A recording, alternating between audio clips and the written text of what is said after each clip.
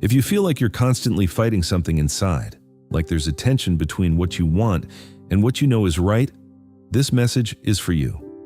Because before Jesus changed the world, he went through a battle no one saw.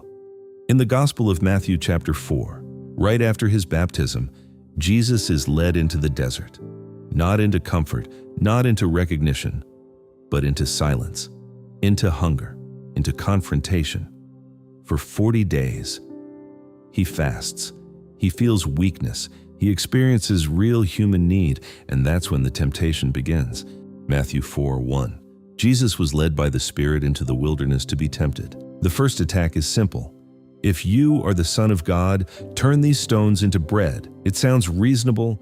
He's hungry. He has the power, so why not? But the temptation is deeper. It's not about bread. It's about using God to serve yourself, choosing comfort instead of obedience. And Jesus answers, Matthew 4:4, "Man shall not live on bread alone, but on every word that comes from the mouth of God." And in that moment, he restores something essential. Your life is not sustained by what you consume. It's sustained by what you believe and who you trust. Then the temptation shifts. The devil takes him higher and says, "Throw yourself down, God will protect you." This is different. Now it's not about need, it's about control. It's about forcing God to act, demanding proof, turning faith into a test. And Jesus responds, Matthew 4:7. Do not put the Lord your God to the test, because real faith doesn't manipulate God. It trusts even when there's nothing to prove. Finally, the offer becomes clear. All of this can be yours. Power, success, recognition, no suffering, no waiting, no cross, just one condition: bow. And this is where everything is revealed, because the greatest temptation is not failure, it's success without God. Matthew 4:10, worship the Lord your God and serve him only. Jesus refuses, not loudly, not dramatically, but firmly, because some things are simply not negotiable. This moment in the desert is not just about Jesus, it's about you, because you also have your desert. Moments where you feel weak, you feel tempted, you feel pulled in different directions. Moments where comfort looks easier, shortcuts look smarter, compromise looks harmless. And the temptation always comes disguised, not as something obviously wrong, but as something that almost makes sense. The real battle is not outside, it's inside. It's the quiet decisions, the ones no one sees. Will you stay faithful when it's inconvenient? Will you trust God when you don't understand?